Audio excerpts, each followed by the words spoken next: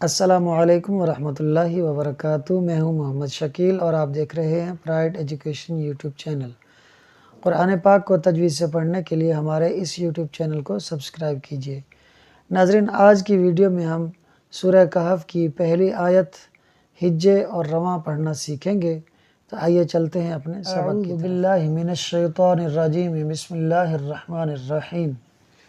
سورۃ الکہف، آیت نمبر 1۔ میں سب سے پہلے آیت کو رواں پڑھوں گا، پھر انشاءاللہ اس کے ہجے کروں گا۔ الحمد للہ الذی انزل علی عبدہ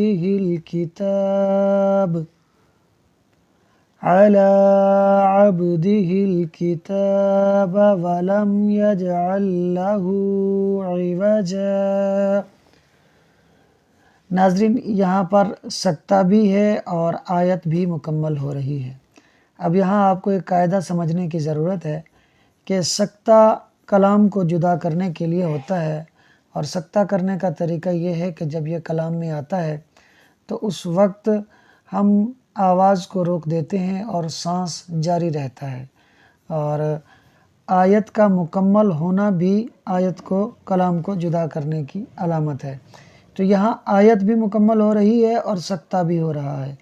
سکتہ اس بات کا تقاضا کر رہا ہے کہ یہاں سانس جاری رہے اور آواز رک جائے، اور پھر آواز کو دوبارہ آواز سے اگلے والے لفظ کو پڑھتے ہوئے چلیں، یعنی بغیر سانس توڑے وقف کریں، اس طور پر کہ سانس جاری رہے اور آواز رک جائے، آواز ختم ہو جائے، پھر اس وقف کو دوبارہ آگے والے لفظ سے ملا کر پڑھ لیں۔ یہ ہے سکتہ۔ جبکہ آیت کا مکمل ہونا، اس میں جو وقف کیا جائے گا تو سانس اور آواز دونوں ختم کر دی جائیں گی۔ تو آیت کا جو مکمل ہونا ہے، یہ کلام کو جدا کرنے میں زیادہ قوت رکھتا ہے بنسبت سکتے کے۔ سکتے میں کلام کو جدا کرنے کی قوت کم ہوتی ہے، آیت کا مکمل ہونا اس میں کلام کو جدا کرنے کی قوت زیادہ ہوتی ہے۔ لہٰذا جس چیز میں زیادہ قوت ہے ہم اس کو لیں گے، اور ہم بجائے سکتہ کرنے کے یہاں آواز اور سانس دونوں کو توڑ دیں گے، روک دیں گے، ختم کر دیں گے، اور ہم آیت مکمل کرتے ہوئے وقف کر کے پڑھیں گے، یعنی سانس اور آواز دونوں کو ختم کر دیں گے، یہاں ہم سکتہ نہیں کریں گے۔ تو یہ ہم نے ایک قاعدہ سمجھا اور اس کو ہم نے رواں پڑھا۔ اب میں اس کے انشاءاللہ ہجے کروں گا۔ حمزہ، لام زبر ال، حا میم زبر حم، الحم۔ یہاں اپنے ہا کو باریک رکھنا ہے، ہم نہیں کرنا، ہم پڑھنا ہے۔ دال پیش دو، الحمد، لام، لام زیر لل، الحمد لل، لام کھڑا زبر لا، الحمد للہ، ہا لام زیر ہل، الحمد للہ۔ یہ ہاں موٹا پڑھا جائے گا، ایسا نہ ہو کہ اس ہا کی وجہ سے اسے بھی باریک کر دیا جائے۔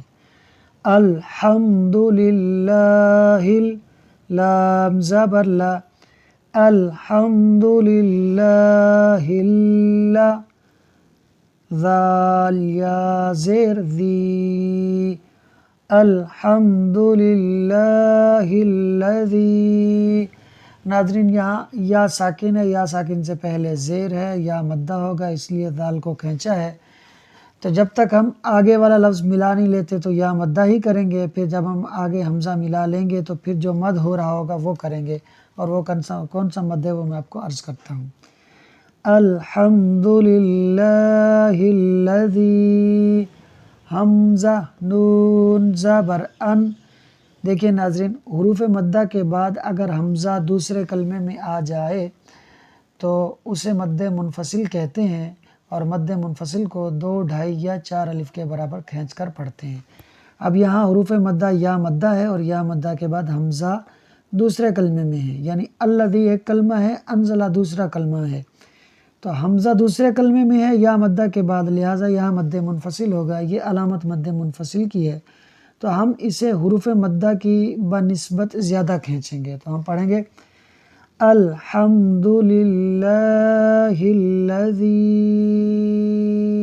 ان یعنی جتنا حروف مدہ کو کھینچنا تھا اس سے زیادہ کھینچیں گے۔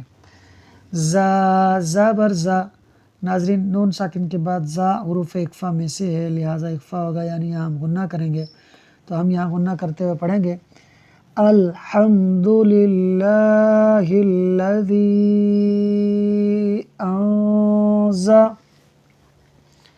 لام زبر لا، الحمد للہ الذی انزل، عین زبر ع، لام کھڑا زبر لا، علا، یہاں پر یا لکھنے میں ہے مگر اسے ہم نہیں پڑھیں گے، یہ کھڑا زبر لام کے اوپر ہے۔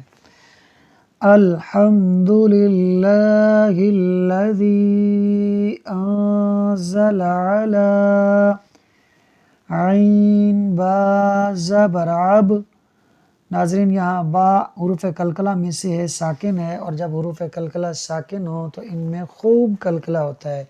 قلقلے کا مطلب ہے آواز کا لوٹنا، لہٰذا با میں آواز خوب لوٹے گی، تو ہم پڑھیں گے اب، دال زیر دی، عبدی، ہا لام زیر ہل، عبدی ہل، الحمد للہ الذی انزل علی عبدہ کاف زیر کی، تا کڑا زبر تا، کتا، با زبر با، کتاب، الحمد للہ الذی انزل علی عبدہ الکتاب، واو زبر و، لام میم زبر لم، ولم، یا جیم زبر یج، ولم یج، ناظرین میم ساکن ہے، میم ساکن کے بعد یا حرف با اور میم کے علاوہ ہے، لہٰذا یہاں اظہار شفوی ہوگا، یعنی ہم غنہ نہیں کریں گے۔ دوسرا قاعدہ یہ ہے کہ جیم حروف قلقلہ میں سے ہے، ساکن ہے، خوب قلقلہ ہوگا، یعنی آواز لوٹ کر نکلے گی۔ ولم یج، عین لام، لام زبر عل، ولم یجعل، ناظرین یہاں لام کے اوپر تشدید ہے جو کہ میں لکھنا بھول گیا تھا۔ تو یہاں ایک اور قاعدہ لگ رہا ہے کہ اگر تین حروف اس طرح آ جائیں کہ پہلا حرف متحرک ہو، دوسرا ساکن ہو، تیسرا مشدد ہو، یعنی جس کے اوپر تشدید ہو، تو عام طور پر ایسا ہوتا ہے کہ جو حرف متحرک ہوتا ہے اسے ڈائریکٹ مشدد سے ملا دیتے ہیں، جو بیچ میں ساکن حرف ہوتا ہے اسے چھوڑ دیتے ہیں۔ تو ہم اس عین کو جب ہجے کریں گے تو یہ لام اور یہ لام ان دونوں کا نام لیں گے، مگر ملائیں گے ہم اس عین کو اس لام سے، تو ہم پڑھیں گے وَلَمْ يَجْعَلْ، لام زبر لا، وَلَمْ يَجْعَلْ لَا، ہا الٹا پیش ہو، وَلَمْ يَجْعَلْ لَهُ، ناظرین یہاں ہا کے اوپر الٹا پیش یعنی کھڑی حرکات ہے، اس لیے ہا کو ہم نے کھینچ کر پڑھا۔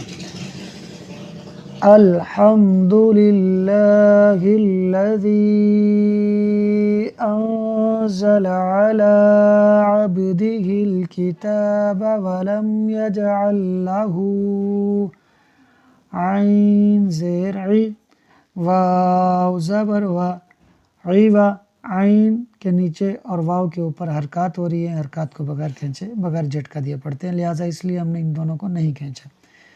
جیم دو زبر جن، عوجن، ناظرین اگر دو زبر پر وقف کرنا ہو تو اسے الف مدہ سے بدل دیتے ہیں، تو دو زبر کے ساتھ یہ جو الف لکھا ہے، ہم نے جب جیم کے ہجے کیے تو ہم نے پڑھا جیم دو زبر جن، الف کا نام نہیں لیا، تو جب ہم تنوین پڑھیں گے تو الف کا نہ نام لیں گے نہ اس کے ہجے کریں گے، مگر جب دو زبر کی تنوین پر وقف کریں گے تو پھر ہم الف مدہ سے بدل دیں گے۔ تو ہم نے پڑھا ہے عوجن، تو میں آگے بولوں گا آگے وقف، عوجا، اب ہم پوری آیت پڑھیں گے الحمد للہ الذی انزل علی عبدہ الکتاب ولم یجعل لہ عوجا، میں اس کو دوبارہ پڑھ دیتا ہوں کہ یہاں ہم نے مد منفصل بھی نہیں کیا اور یہاں سانس ٹوٹ رہا تھا۔ الحمد للہ الذی انزل علی عبده الکتاب ولم یجعل له عوجا صدق اللہ العظیم۔ یہ ہماری سورہ کہف کی پہلی آیت تھی۔ آپ کو ہماری اس ویڈیو سے اگر کچھ سیکھنے کو ملا ہو تو ہماری اس ویڈیو کو لائک کیجئے، اس میں کمنٹ کیجئے، اسے شیئر کیجئے۔ ملتے ہیں اگلی ویڈیو میں، تب تک کے لیے اللہ حافظ۔